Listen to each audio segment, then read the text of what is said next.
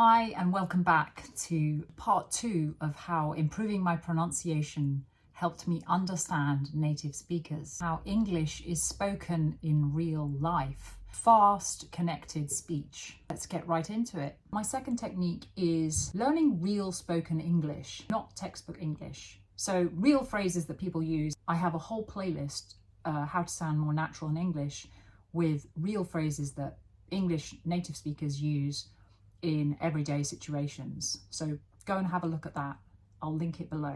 When I studied Italian, textbooks were slow and perfect. Real humans are fast and messy. So it's the same in English. You need to understand linking words together. It's very important. Go on becomes go on, go on. You can hear a word there. It's not there in written English. Do it,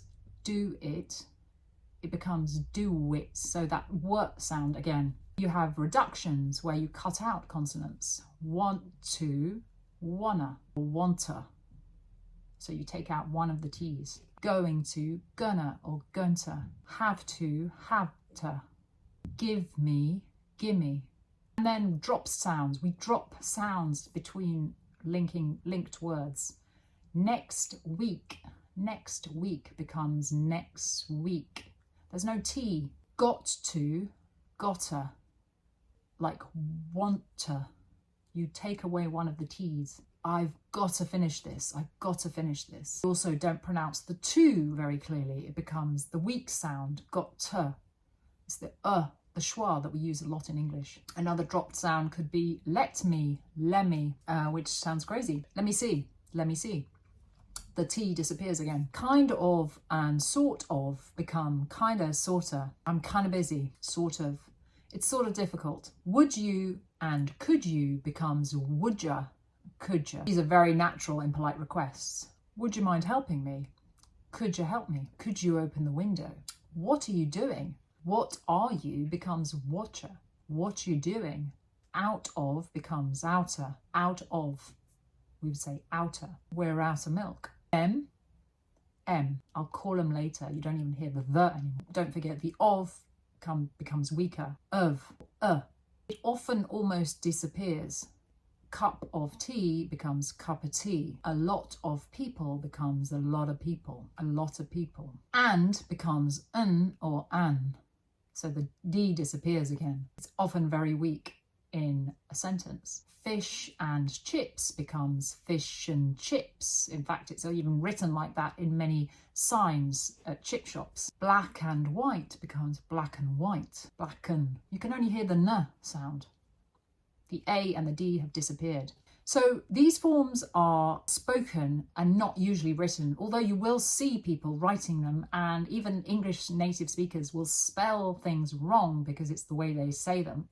This helps your listening skills more than your writing skills, obviously. And it also explains why you can't hear the words when native speakers are speaking to you. You don't hear them because they're not the words that they're saying that you have learnt. They're not the textbook phrases. When we use English in speech, English changes. If you learn, I'm going to go because I have to get up early.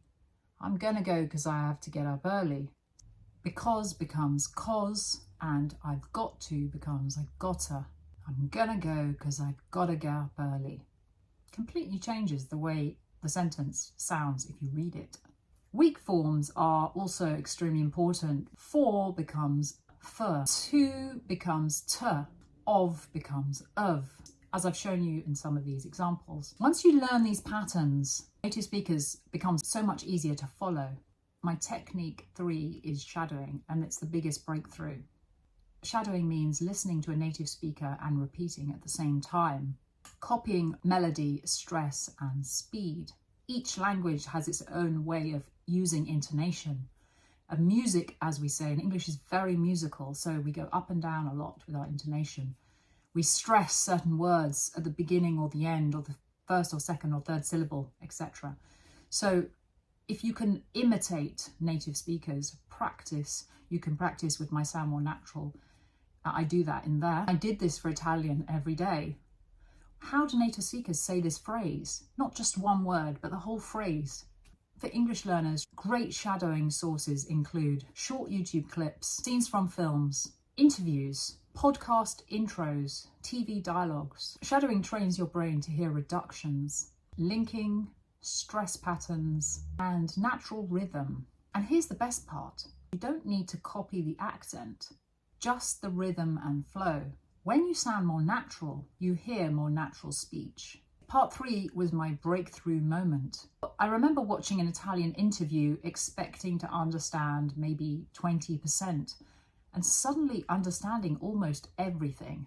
And it wasn't because I had learnt more vocabulary. It was because I finally understood the pronunciation patterns, the linking, the reductions, weak forms, the dropped sounds, and natural rhythm. Once these clicked, the whole language unlocked. And the exact same thing happens for English learners.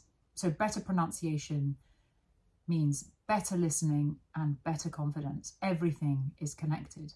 So let's go into part 4, how you can improve fast. Here are the exact steps I recommend for learners of English. 1, practice minimal pairs daily.